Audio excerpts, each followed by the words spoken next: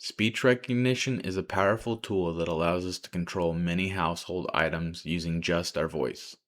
Most of you are likely familiar with Alexa or other voice assistants, but what if you want to build your own custom component for controlling your home? ESP-SR, Espressif's speech recognition library, makes this possible. We can use the library's pre-built wake words to activate the device and then add custom commands to trigger actions, whether that's sending a signal to another device or performing a task directly on the ESP32. This allows us to control everything from lights to other embedded devices we've programmed. In this video, I'll show you how to get one of Espressif's demos running on an ESP32S3 Corvo 2, and later I'll show you how to adapt that code to work on a standard ESP32S3. Let's get started. We will be using Visual Studio Code with the ESP IDF extension. Think of ESP IDF as the professional version of Arduino. It gives us much deeper control over the device's hardware. While you typically write in C++ for Arduino, ESP IDF uses the C language. I won't be doing a full deep dive into how to use the IDF framework in this video, but let me know in the comments if you'd like to see a dedicated tutorial on that. For now, just make sure you have the ESP IDF set up. To get started, we'll pull the code directly from Espressif's Skainet repository. I've linked it in the description below. On the GitHub page, click the green code button, click download zip, and then unzip somewhere on your PC. Once that's done, we can open the example project titled English Speech Commands Recognition.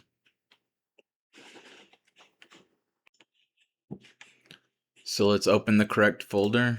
This is the repo that we downloaded. Let's go to examples, and the folder that we're going to be working with is English Speech Commands Recognition. So let's open this in Visual Studio Code. A couple of important things to note to make sure this project works. If you are using the Corvo 2, make sure you come to the bottom here and select ESP32S3 as the board type, because it may be set as ESP32. And then come here to the menu config. Just search Corvo, and it'll be set as Corvo 1. I've already changed it, but so you're going to set it as Corvo 2 and save. And I'm going to go ahead and show this to you as well.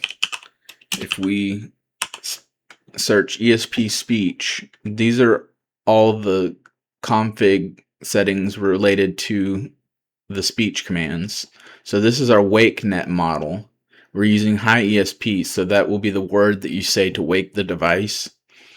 And down here is where you set the commands. We're using the English speech commands model, and these are the commands that the board will recognize if they're spoken. And we can piggyback off of that and make it do whatever we want, like send a message or control something. But these are all the words that come loaded, and we can change these, and they can be made up through a Python file. It's just phonetics. Like if you look at this, it says turn on the lights, but it's not readable, but it's just the phonetics. So that's one important thing to note. That's the SDK config.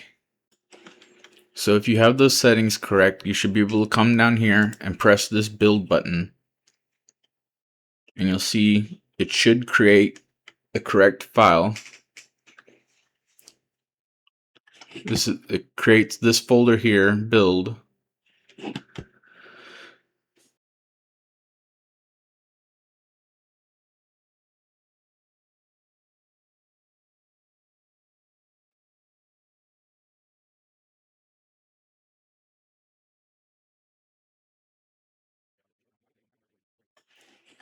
If our project builds correctly, we should see something like this. And make sure your Corvo is turned on and plugged in. It needs both a data cable to your computer and a power cable to a power source. And make sure the switch is flipped to on, and then you can just click that button and it'll flash it to the device. First it flashes the app, and then it flashes the model that we use for the wake words and the speech commands.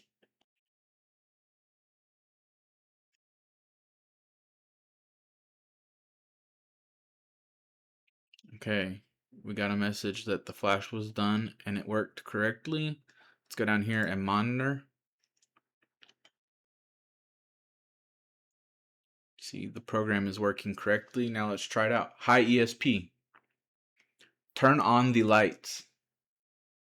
See, as you can see, it heard the wake word and then output the probability that it was turn on the light.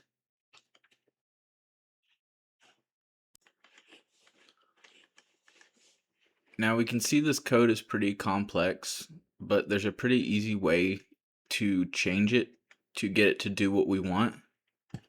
As you can see right now, all it's doing is printing it's printing the command ID, the phrase ID, and so forth. It's just a print statement. But in here, we can add logic, and we can change this logic to do whatever we want.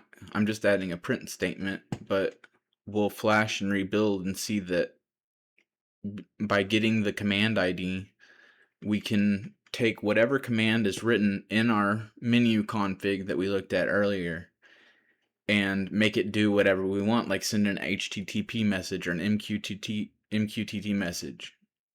But I'll go ahead and build and reflash.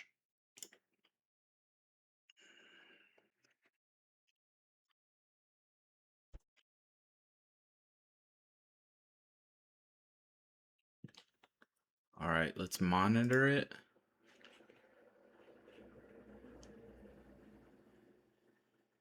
I always give it a second because it always seems to be a little bit laggy at first. But hi ESP, turn on the light. There's our custom logic, and you can really make this trigger whatever you want. It's pretty cool. And a quick note to show you where it's getting ID 13 from. Here in menu config, these are the phonetics that are set. So whenever it hears this, it is linked to ID 13. And these can be changed. I'm going to show you now how to generate these phonetics with the Python file. To generate these phonetics, we're going to use a tool from the ESP GitHub. I'll leave this link in the description.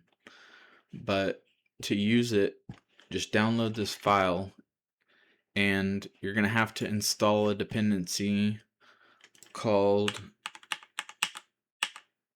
G2PEN. I won't reinstall, but so, and then you just run this command. I'll also leave this in the description, but you can run Python file, and these are the phonetics that you'd put in one of these IDs here and then save, and it would then listen for that word and link it to an ID. So that's basically a very simple way to alter this code to make it do what you want. So that's it. It's actually pretty simple to get speech recognition running and get it actually doing something. There's a lot more logic if you want to make it do more complex things, but it's a start, and this board is pretty cool. If you notice, we're using the Qorvo 2. It's easier this way because it's got 2 mics built in. It's got everything it needs for audio, but I have adapted it to use an ESP32S3 and a digital mic. So if you'd like to see that, I'll make another video for that. This video has a lot of information right now. But if you want to see that, or if you just like the videos, leave a comment. Thanks for watching.